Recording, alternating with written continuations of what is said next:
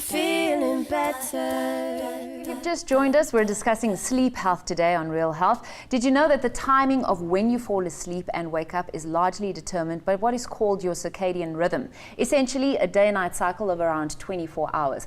Well, circadian rhythms greatly influence the timing, the amount, and the quality of the sleep that you're getting. Justine, we were chatting about this earlier on, that even for someone like a mom with a newborn baby, their circadian rhythms can be completely out of whack. Yeah. How do we start re-regulating our natural circadian rhythms? I think, you know what, we were chatting earlier as well, vitamin D is very important.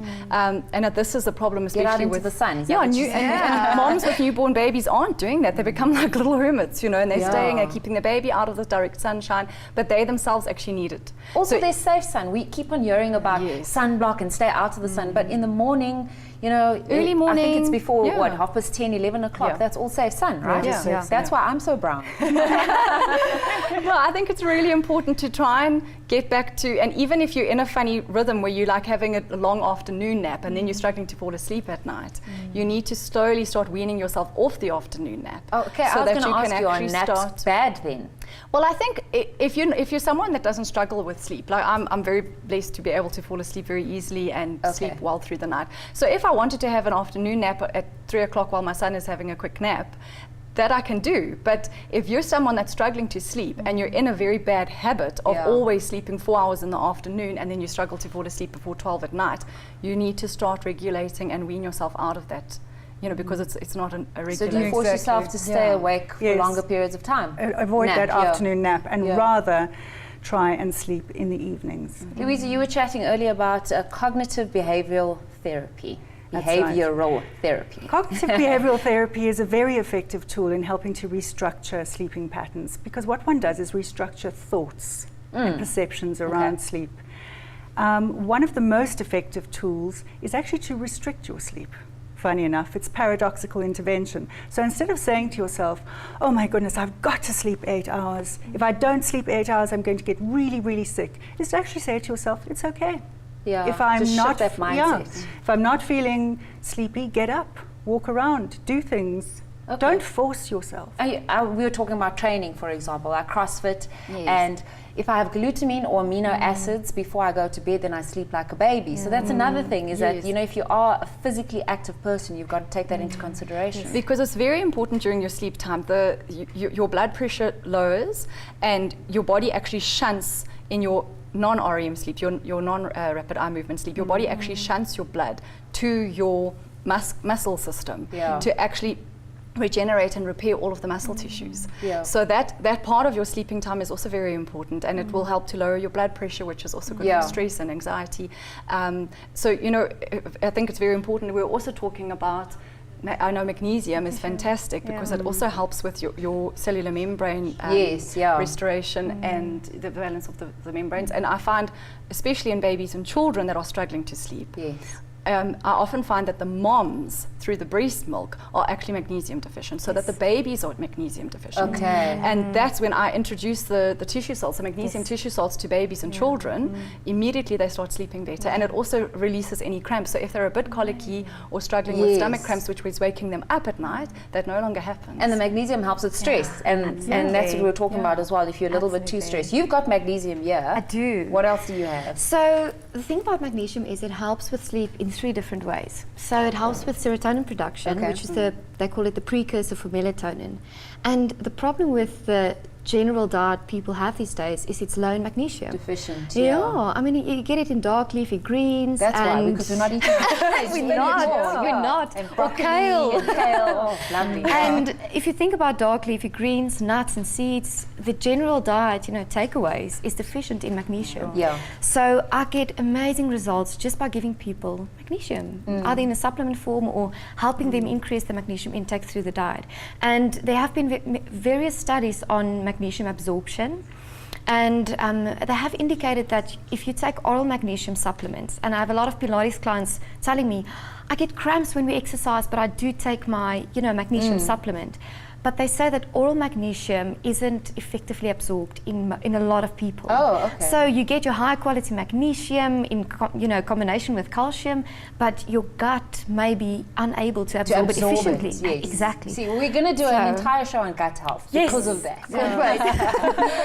So the magnesium spray is amazing. They say the transdermal absorption of magnesium is so effective. And it's a lot quicker, right? Absolutely. And people with cramps, they say it provides almost immediate relief. So you get that rapid results from just spraying it onto the local area where you feel pain or cramps, and it helps with sleep. So it helps with melatonin. People also suffer with restless leg syndrome. Yes. And it's a wonderful tool for that as well. Absolutely. And especially athletes that are also waking up cramping in the middle of the night. Yeah, that's magnesium. It can be iron as well, but usually it's magnesium deficiency. And magnesium also helps you shift to the parasympathetic nervous system. So apart from helping you get enough melatonin to induce sleep, it also calms you.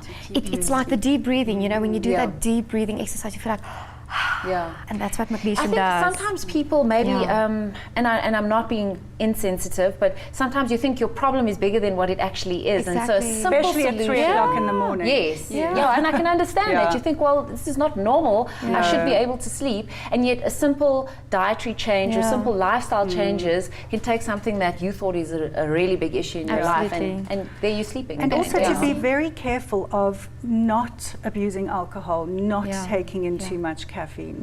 Because often sleep disorders will result in abuse of alcohol. We're going to touch on the changes you can make, because that's something that Justine actually also mentioned, and the changes that you were talking about now is don't go out for dinner and dessert and then think you're going to fall asleep 20 minutes later. That's what you were saying. Yeah, but we'll go into that in a short while. In fact, we recently visited Dr. Joanne Parts to find out about a sleep box that she's put together to promote good sleeping habits. Let's check it out.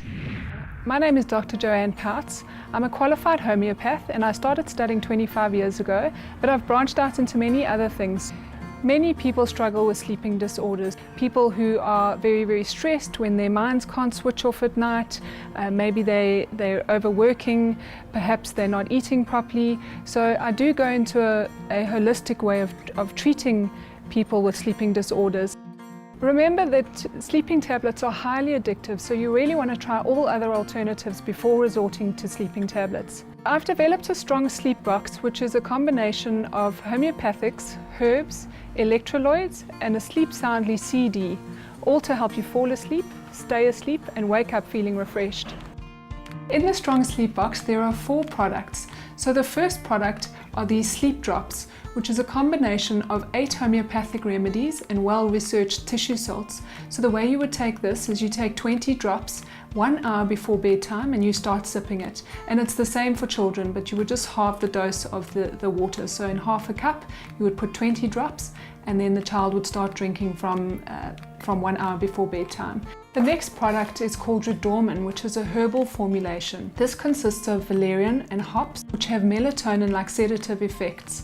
They also reduce core body temperature, which is a precursor to sleep. And the next product is MagPo Electrolyte, which is a blend of magnesium and potassium, and it's highly absorbable. Melatonin, which switches the brain off, which helps you to sleep. The production of that is disturbed without sufficient magnesium. And then we have the Sleep Soundly Subliminal CD, which works on the subconscious mind to help people sleep. What you will find is listed on the inner sleeve of the CD are positive affirmations, which work on the subconscious mind. You will play this in the background at bedtime, and consciously what you will hear is pleasant ambient music, whilst in the background the subliminal messages induce deep sleep. Some of the tips would include things like turn your Wi-Fi off at night. It emits frequencies which are not conducive to sleep. You may want to put 2 drops of lavender essential oil on your pillow at night, and there are many, many other helpful tips to help you get a good night's sleep. Sleep is so important for a healthy body and mind, and if you're not sleeping 7 to 8 hours a day, you're really going to find other diseases start taking its tolls. Through my 25 years of studying health, I've realized that many things can help sleep. So you want to go for herbs if you can, tissue salts, aromatherapy oils. You want many, many things to come together to help you to sleep. So when we come back, if you're having trouble sleeping well at night, we'll share some tips on how to combat it naturally, of course. Stay with us. I'm feeling better.